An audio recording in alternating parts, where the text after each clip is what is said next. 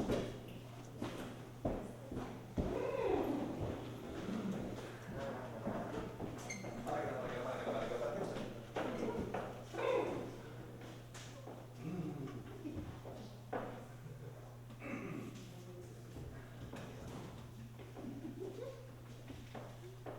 evening, ladies and gentlemen. Thank you for tuning in to WVTG and America's favorite holiday program, the Jingle Bell Radio Hour, brought to you by Tootsie Roll Pops. I'm a very lucky boy because I got a Tootsie Roll Pop. She's a very lucky girl because she's got a Tootsie Roll Pop. We have a wonderful show for you this evening, simply wonderful. We present none other than Frank Capra's instantly immortal holiday classic, It's a Wonderful Life. Before we begin, let me take a brief moment to introduce our fine players for this evening. First off, we have Alexandra Kopko. She is fresh off her third tour of the Tulsa Casino Circuit. Alexandra! We're back from the island of Manhattan, having just completed filming on John Benjamin's 100 Erotic Nights, and soon to be seen outside your window while you slumber, Mr. Nick Fondulis.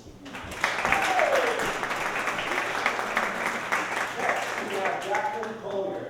Jacqueline's dream of being a stay-at-home wife hasn't worked out yet, so she's been toiling away in the theater for the last several years. Gentlemen and ladies, she's still single. Next, we have Pizzoloruzzo. He has just returned from an archaeological dig for the University of Chicago, where he'll be in his office Thursday, but not Friday.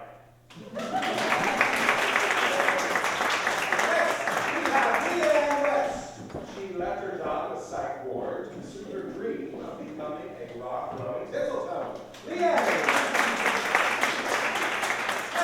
Sebastian Gutierrez. He was last seen in talk radio where he stole the show, which angered the director. As a result, he spent the last year in the box office making up for it. Sebastian.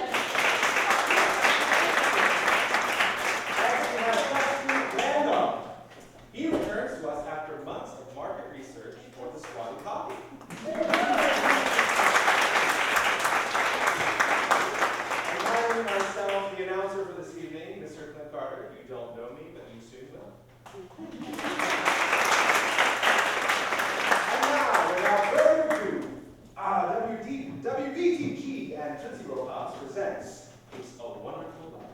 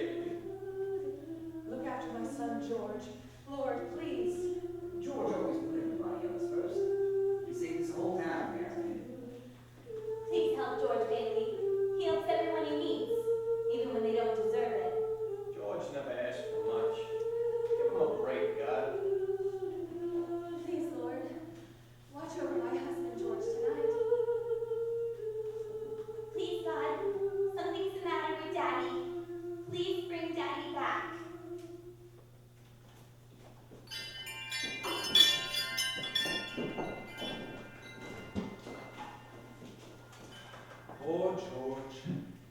Clarence? You sent for me, Joseph? Sorry, I'm out of breath. I came as fast as I could. I ran all the way here. Clarence, hello. I see you didn't even have time to put your book down. What is that you're reading? Oh, The Adventures of Tom Sawyer. 70 years later, it's still my favorite. I carry it with me everywhere in case I find myself with a few spare moments. I see, Clarence. I called you here because a man on earth needs our help, and I think you may finally be ready to help. What's the matter? Is he sick? Worse, he's discouraged. At 9:13 this evening, Earth time, George Bailey will find himself on a snowy bridge over an icy canal, seriously thinking about throwing away God's greatest gift. Oh, dear, his life. Oh, it's already evening. I've only an hour to dress. What are they wearing nowadays? George Bailey. Sir, if I should accomplish this mission, might I perhaps win my wings? It's been over 200 years now, and people are beginning to talk. Clarence, if you say George Bailey, you will earn your wings. Oh, thank you, sir. Thank you. Sit down, Clarence. Now, do you see the tower? I don't see a thing. Oh, I forgot. When you have your wings, you'll see all by yourself. I'll help you out. Now concentrate. Are you seeing anything? A snowy hill and a frozen canal, but why? Hear me! Who's that? That's George Bailey. A boy? But surely. That's him back when he was 11, back in 1918. Something important that changes his life forever happens right now. Next down the line, here comes my kid brother, the scared baby, Harry Bailey. I'm not scared. Here I go! Help! Help me, George! I'm coming, Harry, I'm coming. Make a chain, fellas, hurry. George saved his brother's life that day, but he got a bad cold in his left ear. Lost him his hearing in that ear. It was weeks before he returned to his after-school job at Mr. Gower's drugstore. Hi, Mr. Gower. First day back and you're late. Sorry, sir. Get to work. Yes, sir. Oh, hi there, Violet. Hello, Mary. Hiya, Georgie. Hello, George. Your usual Violet shoelaces? Yes, please. I like him. You like every boy. What's wrong with that? Here you go. Thanks, Georgie. How about you, Mary? You made up your mind yet? I'll have a chocolate ice cream. Coconuts? Oh, I don't like coconuts. You don't like coconuts? Say, brainless, don't you know where coconuts come from? Now looky here. From Tahiti, the Fiji Islands, the Coral Sea, look at this. A new magazine. I've never seen this one. Well, of course you never. Only us explorers can get it. I've been nominated for membership in the National Geographic Society. One chocolate ice cream with no coconuts coming up. Is the ear you can hear him? George Bailey. I will love you till the day I die. I'm going out exploring someday, you watch. And I'm going to have a couple of herons and maybe 3 or 4 wives. Wait and see. George, Yes, sir? I don't pay you to be a canary. No, sir. Goodbye, George. Here you go. Bye, Mary. Sorry I called you brainless. Hey, what's this?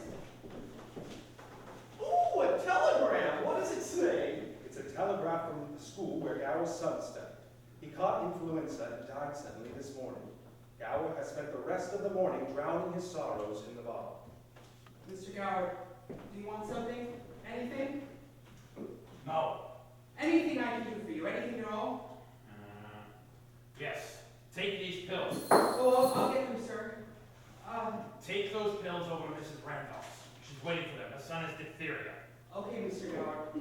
Mr. Gower, I think... Get going! Yes, sir. Did you notice anything about those pills? Why, no. But I do hope they made the poor boy better. Mr. Gower, in his stupor, had put a poison from the wrong bottle in those pills. George saw this as he was picking them up. He didn't want to embarrass Mr. Gower, but that boy was in danger. He needed advice. He decided to speak with the smartest man he knew, his father, Peter Bailey, who, with his brother Billy, had started the Bedford Balls Building and Loan. Ahoy, Captain! Not so fast. Where are you sailing off to? I'm glad to see Pop. Hello. Oh, not right now, George. There's a storm brewing. It's shaken up into a squall. One moment, please. Oh, but it's really important. Billy, telephone. Who is it? Bank examiner. Oh, no. I should have called him yesterday. Give me the phone. Why, hello. Now, I'm not crying, Mr. Potter. Well, you're begging, and that's a whole lot worse. Who's that? That's Henry F. Potter, the richest and meanest man in the county. All I'm asking is for 30 days more, just 30 days. Pop! Times are hard, Mr. Potter. A lot of these people can't find work. Then foreclose. I can't foreclose on them. These families have children. They're not my children. But, Pop! Are you running a business or a charity war? Mr. Potter! Not with my money. Mr. Potter! What makes you such a hard-skulled character? You have no family, no children. You can't even begin to spend all the money you have. So I suppose I should give it to miserable failures like you and that idiot brothers of yours to spend for me. Now, my father is not a failure. town. Bigger than him, bigger than anybody. George, enough. Another Bailey. Don't let him say that about you, Pop. All right. Son, thanks. I'll talk to you tonight. But Pop! Later, son. So George left with no new idea what to do. He knew he couldn't bring those pills to that sick boy. He returned to the drugstore. I'm sorry, Mrs. Randolph. I sent George over an hour ago. They'll be there right away. Hey, Mr. Gower. What's the matter with you? Why didn't you deliver those pills? Don't you know that boy is sick? Yes, sir. Ow, you're hurting my sore ear! Get out of here! No, Mr. Gower, you don't know what you're doing. You put something bad in those capsules. Now, you got that telegram and you're upset. Now, look at the bottle you took the powder from. It's poison! I tell you, it's poison! Now, I know you feel bad. George. No, George. Mr. Gower, I won't ever tell a soul. I hope to die I won't. Oh, George. Thank you.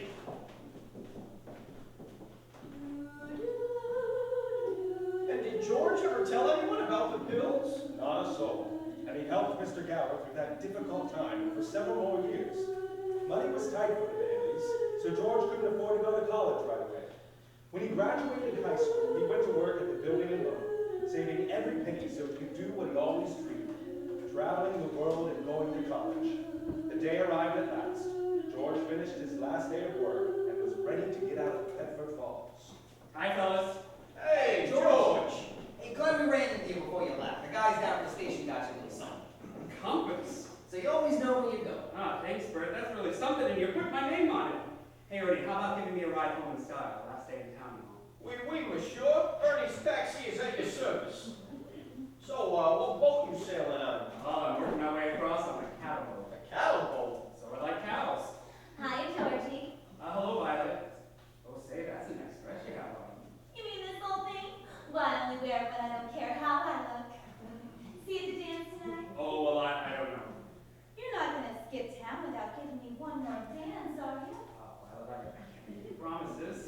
Don't let me down, Georgie. See you later, fellas. Hey, I want to come along, Bert, show you the town. Hey, no thanks. I'll go home and see what the wife's doing. Family man. Boy, oh boy. Last meal at the old Bailey boarding house. Well, son, I hope you have a great trip. We're all going to miss you. I'll miss you all too, Bob. Hey, what's the matter? You look tired. Oh, I had another tussle with Potter today. I thought when we put him on the board of directors, he'd ease us on us a little bit. No, I wonder what's eating that old money-grubbing buzzard. Oh, he's a sick man. Sick in his mind, sick in his soul if he has one. Hates everybody that has something he can't have. Hates us mostly, I guess. I'm off the dance. So long. Harry, you behave yourself. You coming later, George? What, make more than that? Couldn't want a better death. Lots of pretty girls. See you there. Bob, did I act like that when I graduated high school? Pretty much. Oh, George, I wish we could send Harry to college with me. Now, don't worry, Pop. We have that all figured out. Now, Harry's already started working at the building in London. He'll stay for 4 years and then he'll go. He's pretty young for that job. Well, younger than I was. You were born older, George. I suppose you have the whole rest of your life, brother. Well, you know what I've always said.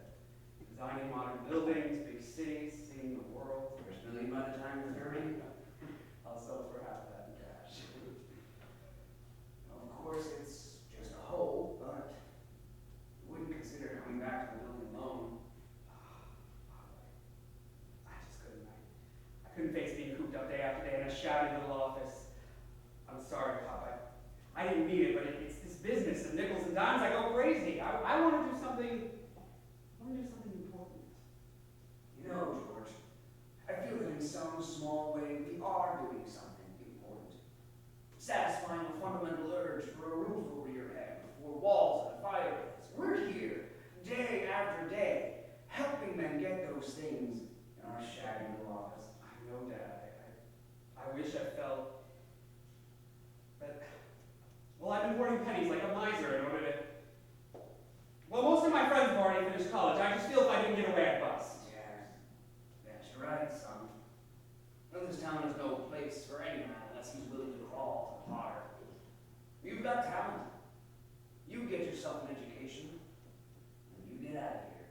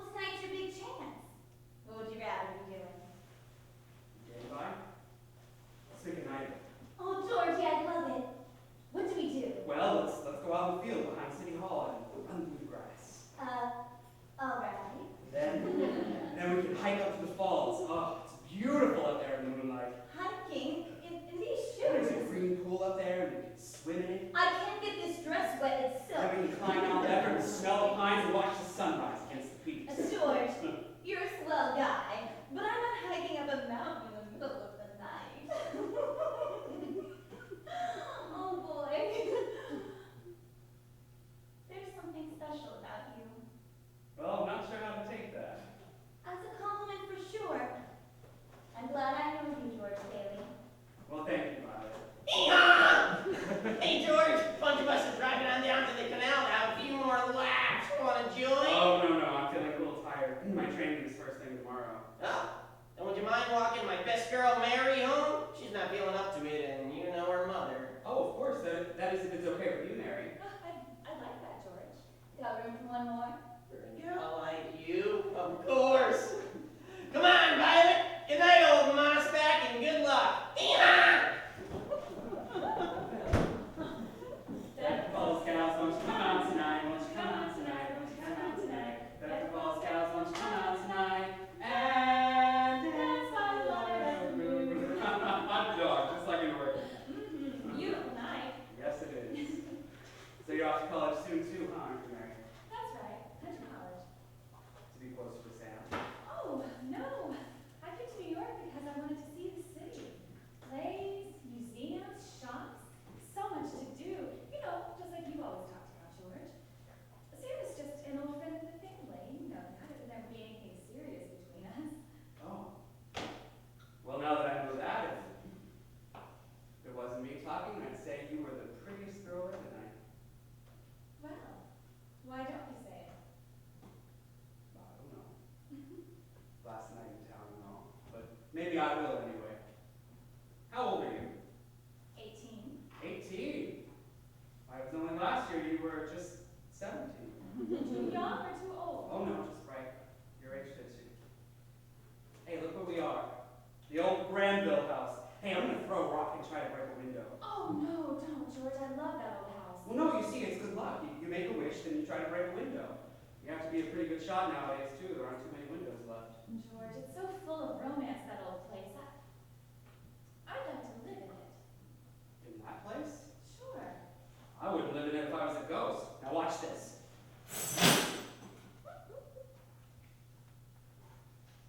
What'd you wish, George? Oh, I know, just one wish. A whole hat full Mary. Now I know what I'm going to do tomorrow and the next day and the next year and the year after that. I'm shaking the dust of this crummy little town off my feet and I'm going to see the world. Italy, Greece, the Parthenon, the Colosseum. Then I'll come back and go to college, see what they know, and then I'm going to build things. I'm going to build skyscrapers 100 stories high, bridges 100 miles long. Hey, Mary, what are you doing? Hey, that was a great shot. What'd you wish for, Mary? Bedford Falls Scouts, won't you come out tonight? Won't you come out tonight? Won't you come out tonight? Bedford Falls Scouts, won't you come out tonight? And dance by the light of the moon. What did you wish for? No. Oh, come on. I tell you, it won't come true. What is it you want, Mary? You want the moon? You just say a word and I'll throw a lasso around it and pull it down for you. I'll take it. And then what? Well, then you could swallow it, and it all dissolve, and the moonbeams would shoot out of your fingers, your toes, and the end of your hair. Am I talking too much? Yes! Who's that? Old man Christie. Excuse me? Why don't you kiss her instead of tucking her dick? How's that? I said, why don't you kiss her instead of tucking her dick? Ah, you want me to kiss her, huh? Yeah, you're these wasted underground people. Now hold on there, mister. You come back out here and I'll show you some kissing that'll put hair back on your head. George, you gotta come home quick. Your father's had a stroke. Oh, I'm sorry, I've got to go, Mary.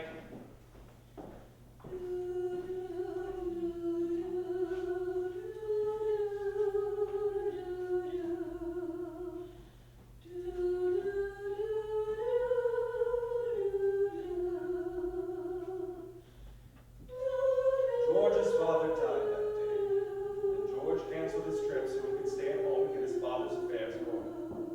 On his last day before college, the board of directors of the building and loan convened a meeting to decide the fate of the building and loan.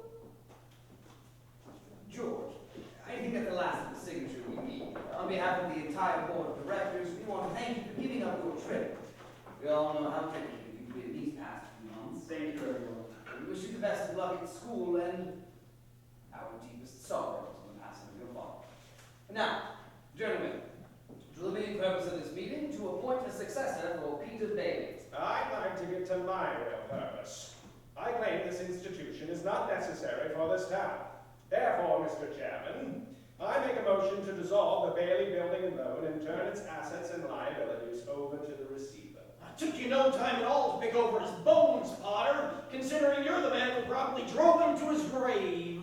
I don't mean any disrespect, God rest his soul. He was a man of high ideals, so-called, but ideals without common sense can ruin this town. Now you take this loan here, Ernie Bishop, sitting around on his brains all day in his taxi. I happen to know for a fact that the bank turned down his loan. But here we are, building him a house worth $5,000. Now why is that? Well, I handled that loan, Mr. Potter. I mean, you have all the paperwork, and I can personally vouch for his character. Oh, a friend of yours? You shoot pool with someone and you're qualified to borrow money? What does that get us? A discontented, lazy workforce instead of a thrifty working class. Now Hold on a minute, Mr. Potter. Now, you're right when you say my father was no businessman. Now, why he started this penny ante building loan, I'll never know. But neither you nor anybody can say anything against his character. Now, in the 25 years since he and Uncle Billy started this thing, he never once thought of himself. But he did. He did help people get out of your slums, Mr. Potter. Now, what is it you always say? People should wait and save their money before they even think of buying a decent home? Well, wait for what? Until their children leave them, until they're so old and broken down that they... Do you know how long it takes a working man to save $5,000? Now, you remember this rabble that you keep talking about. Now, they do most of the working and paying and living and dying in this small town. Now, is it too much to have them work and pay and live and die in a couple of decent rooms and a bath? Well, anyway, my father didn't think so. Now, people were human beings to him, but to you, a warped, miserable, frustrated old man, they're just cattle. Now, well, in my book, he died a much richer man than you'll ever be. I'm not interested in your book. I'm talking about the building. Oh, I know just what you're talking about. Something you can't get your fingers on, and it's galling you. Now, look, I've said too much. Now, you're the board here. You do whatever you want with this place. But just one more thing.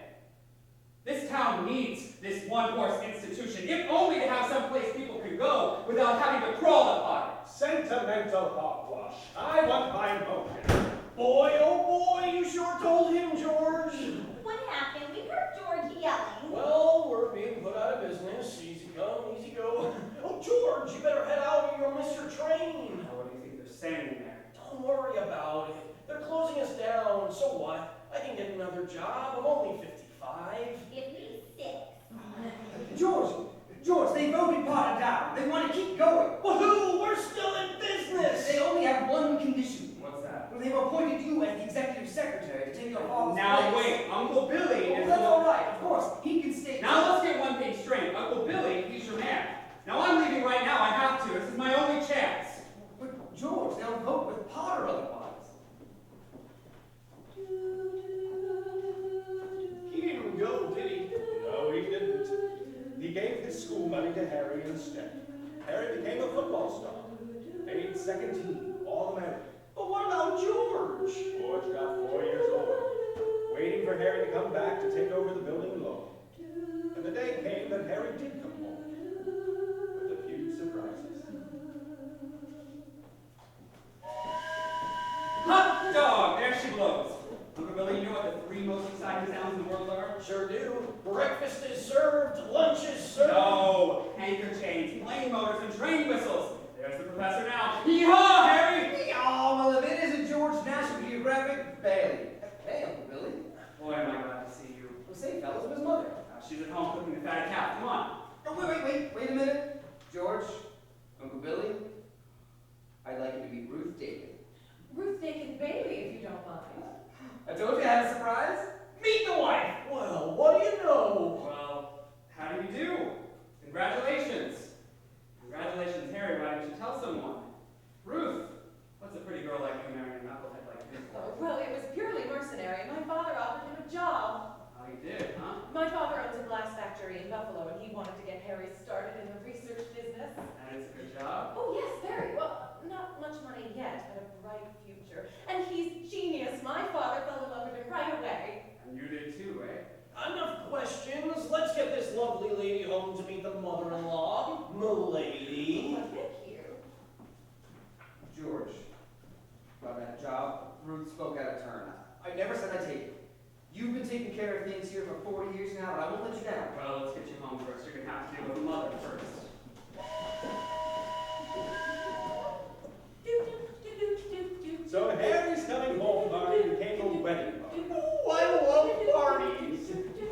brought home with him some spirits to celebrate. And dear Uncle Billy, he felt he had the most to celebrate. Boy, oh boy, I feel so good I can spit in Potter's eye. Think we will. What do you say, old building alone, buddy? Let's do it tonight. Oh boy. You know, I better be getting home first up. If you could please just point me in the right direction. Just down that way. That way, huh? Yes, sir. Well, okay then. I'm all right.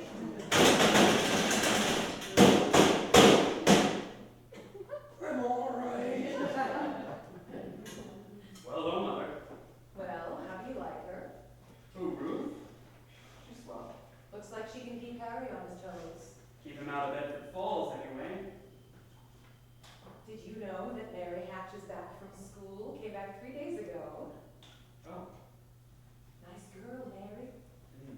The kind that will help you find the answers. Mm. Oh, stop that grunting. You give me one good reason why you shouldn't call on her. Well, sure, Sam Wainwright is crazy about her. Well, we both know she's not crazy about him. But her mother is. And how do you know, anyway? Well, I've got eyes, haven't I? She lights up like a firefly whenever you're around. And besides, Sam Wainwright's away in New York, and now you're both here in Bedford Falls. All's fair in love and war. Well, I don't know about war.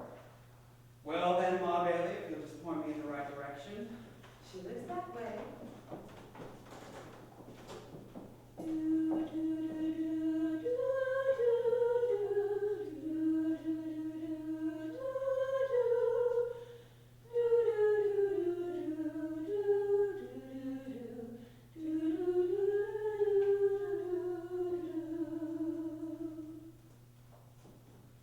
What are you doing out there?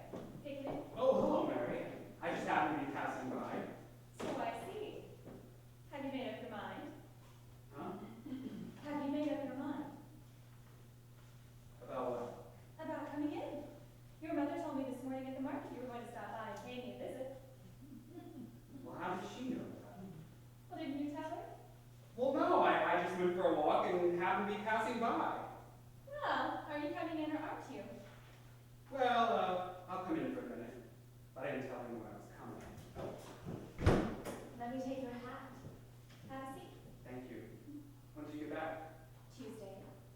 Oh, I thought you'd stay in New York with Sam and the rest of them. I stayed for all those summers and worked, but after school, well, I guess I was homesick. Homesick for Bedford Falls? Well, yes. For my family and everything. But after New York, don't you feel like you're suffocating here? No adventure, no excitement? I don't know, George. Living a full life surrounded by your family and people who love you can be pretty exciting too, don't you think? Yeah, exciting enough to give my father a stroke. You know, George, I think your father was a hero, and I know most people in this town would agree with me. Well, I don't know about that. Well, it was nice about your brother Harry, wasn't it? Oh yeah, that's all right. Don't you like her? Well, of course I like her. She's a peach. So it's just marriage in general that you're not enthusiastic about, huh? Well, no. I mean, marriage is all right for Harry and Marty and Sam and you, but being shackled down to a job in a tiny little town, being stuck in your own life day after day, I go crazy. Oh. Mary! Yes, Mother? Who's down there with you? Why, it's George Bailey, Mother. Ugh, George Bailey, what does he want? I don't know. What do you want? Well, not a thing. I just Well, what is he doing here? He's making violent love to me, Mother. Well, you tell him stop right now and go right out home before I call his mother. And don't you leave this house. Sam Wainwright promised to call you from New York tonight. You tell your mother not by. You know I didn't come here. Well, what did you come here for then? I don't know. You tell me. You're supposed to have all the answers. You tell me. Well, why don't you just go home? Mary, the phone! It's Sam. All right, I'm going. I don't know why I stopped over here in the first place or why my mother told me. Hey, where's my hat? Mary, where'd you put my hat? Oh, hee-haw, Sam. How are you? Just great. Well, there's an old friend of yours here, George Bailey. Old Mossback George? That's right.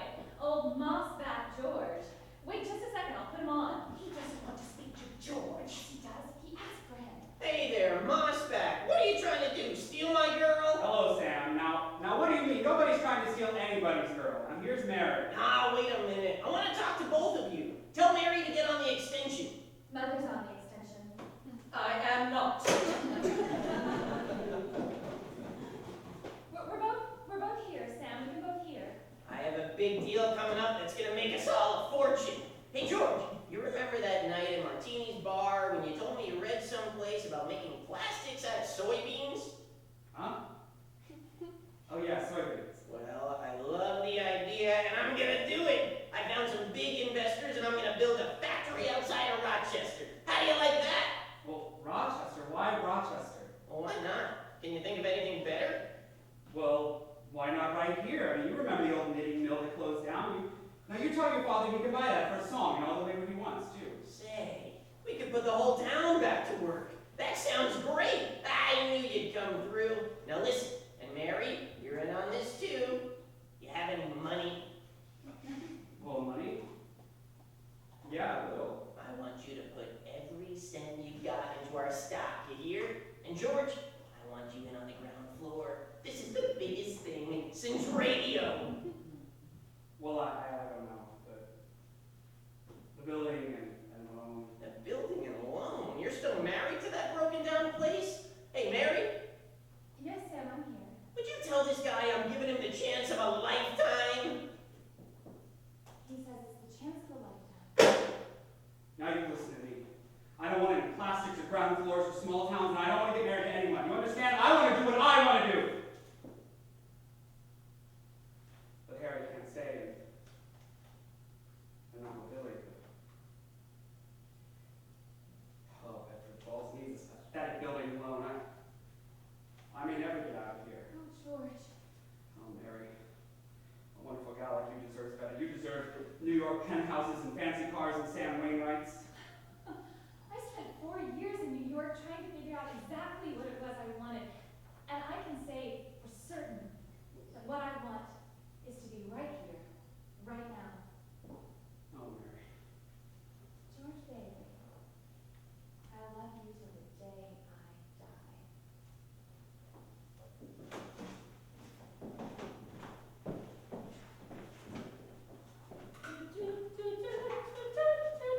So George and Mary were soon married. The whole town celebrated. The newlyweds were picked up in early stab to leave for their wedding.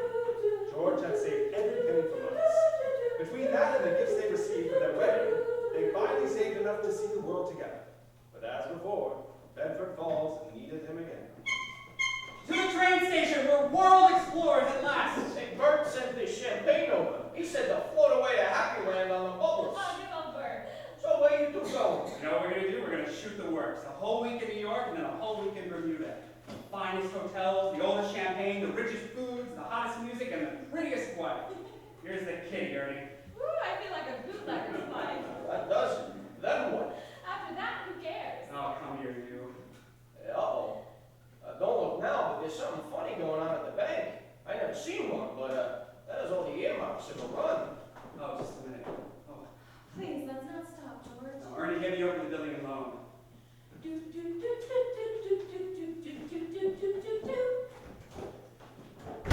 Hello, everybody. Mrs. Thompson, how are you? Tom, what's the matter here? What is this, Uncle Billy? A holiday? Now, just excuse us for a minute while we try to figure this out. This is a pickle, George. This is a pickle. I know. What's happening? How does anything like this start? All I know is the bank just called in our loan. When? About an hour ago, I had to hand over all our cash. All of it? That's every last cent, and that's still only a part of what we owe. The whole town's gone crazy. Hello? George? Oh, hello, Mr. Potter. George, there's a rumor around town that you closed your doors. Is it true? Not at all, Mr. Potter. Well, I'm very glad to hear that. It sounds like you have a crowd there. Are you all right? Do you need me to send over the police? Well, police? What for? Well, moms can get pretty ugly sometimes.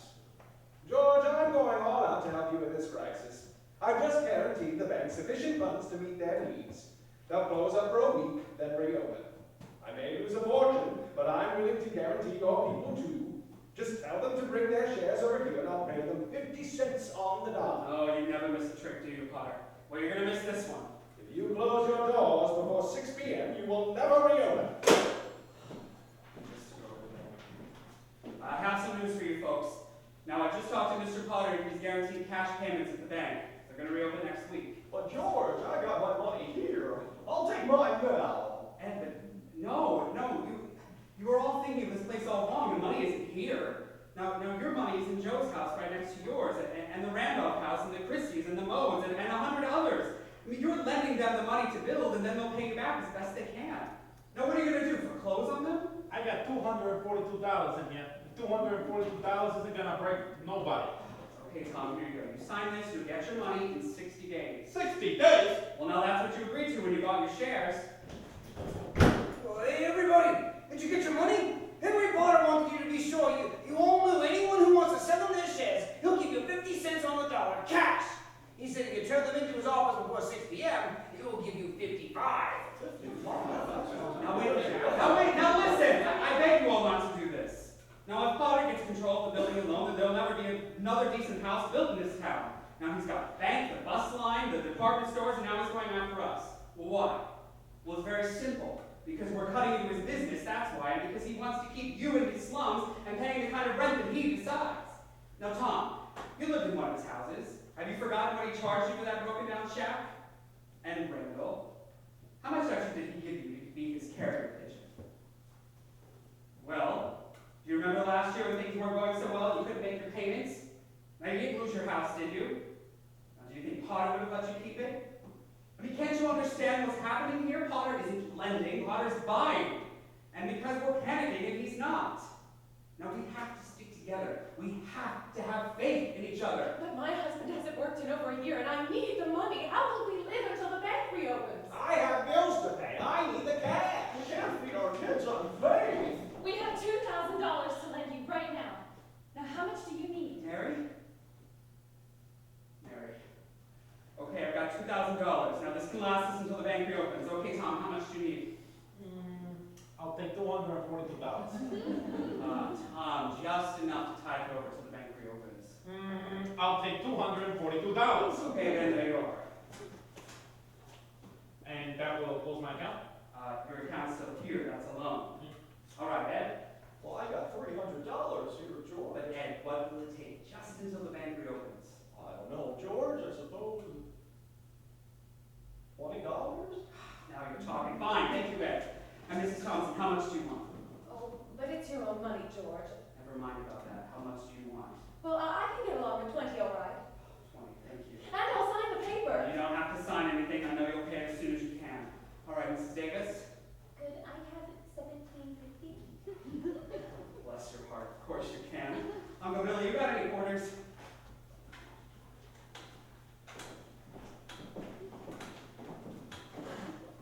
I think we're gonna make it, George. Potter won't close us down today. 5, 4, 3, 2, 1. Bingo! Lock those doors! Yippee! Oh, we made it. We're still in business. We've still got $2 left. Uncle Billy, go grab the whiskey from your bottom drawer. This calls for a toast. A couple of old financial wizards. The Rockefellers of Bedford Falls. A toast! Here's to Mama Dollar and Papa Dollar, and if you want this old building alone to stay in business, you better have a family real quick. Like a rabbit. This calls for cigars. Oh, here I have some. They're from the wedding. Oh, the wedding! Holy mackerel, I'm married. Where's Mary? Mary! Oh, well, it's 6 p.m. The train's gone. I wonder if Ernie is still here with the cab. Hello? Oh, he's gone, I better. George, you have a call. I can wait. Get my wife on the phone. Mrs. Bailey is on the phone. I don't want Mrs. Bailey. I want my wife. Oh, Mrs. Bailey! That's my wife! Oh, here. Oh, Mary, darling, I'm so sorry, and I promise I'm sorry, what? Alone? Well, where are you? 320 Sycamore? Ernie's on his way.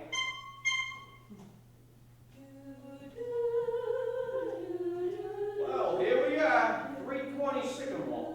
The old Granville house?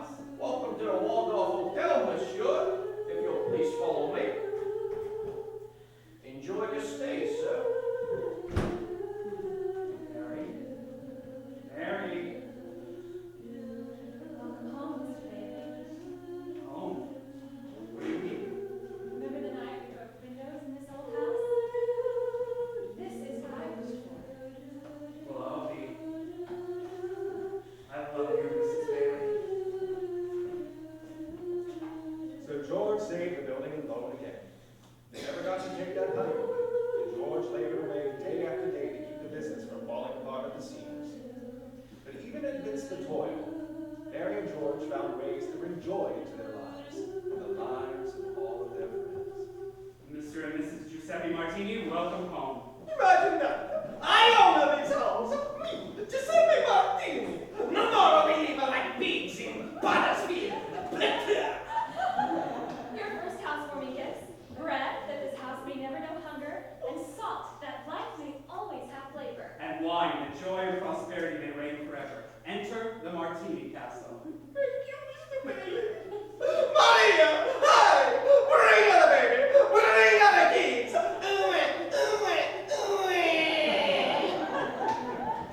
However, there was one man in town who did not get joy from George Bailey. I can guess who you mean. That's right, Clarence. Henry F. Potter.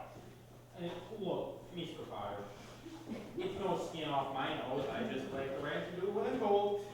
But you can't disregard the standard of living in Pottersfield any longer. People are moving to Bailey